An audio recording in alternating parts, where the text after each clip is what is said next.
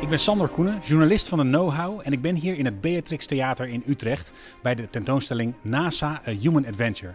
En ik mag hier nu alvast rondkijken met niemand minder dan de 10e man die ooit voet zette op de maan, Apollo 16 astronaut Charlie Duke.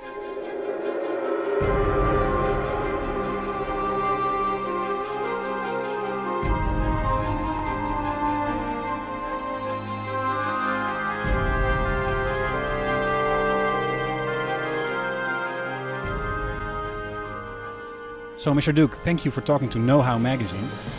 My first question to you is, are you a hero? Well, I don't feel like a hero. Nobody treats me like a hero as far as being a sports figure hero or a movie star hero, those kind of things.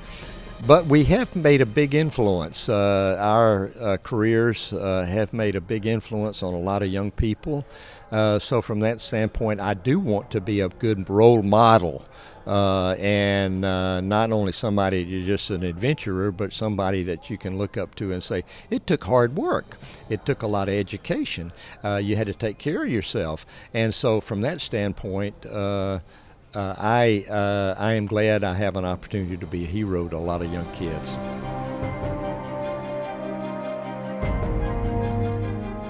When you touched down on the moon, you were the youngest astronaut ever to do so. Can you take us back to the moment of that landing? You put down the lunar lander, and what did you think?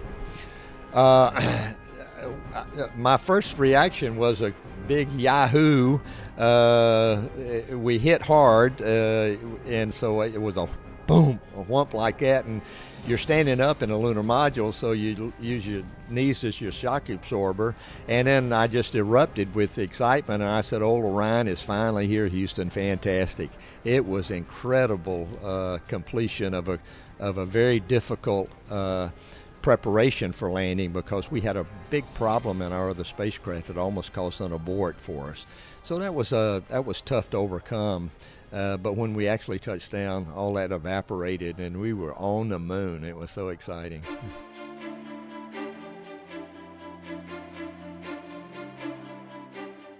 This vehicle revolutionized lunar exploration.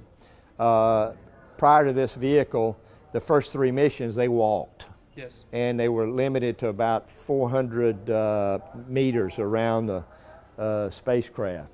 With this vehicle, it had a range of 100 kilometers, but you couldn't go that far because if it broke down, you had to walk back, and you couldn't walk 100 kilometers. No. So our radius of operation was about 4 to 5 kilometers around. Yes. The commander sat here in this seat, and he was the driver, and I was on the far seat, and I was the navigator.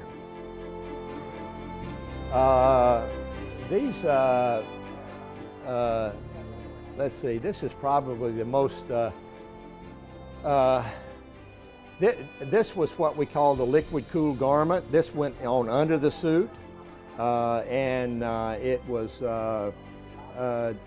designed to keep you cool. Yeah. Inside, because it's like working inside of a refrigerator. It says your body heat can't escape. No. So you have to have this cooling system to take away the body heat up on the moon. This is a diaper that you put on underneath this cooling system. If you had a problem on the moon, then you needed some way to relieve yourself. Yeah, and, of course.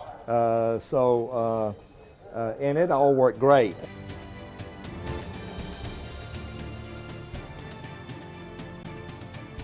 Last question. What do you want to say to all those youngsters wanting to become an astronaut and travel the skies? Well, I think it's a great career. I would encourage you to study math, science, engineering, and take the hard courses in school. Prepare yourself for this high technology world that we're living in. And even if you don't make it to be an astronaut, NASA just selected a crew of 8 astronauts. The newest, there were 8 in this group. There were 6,000 applications.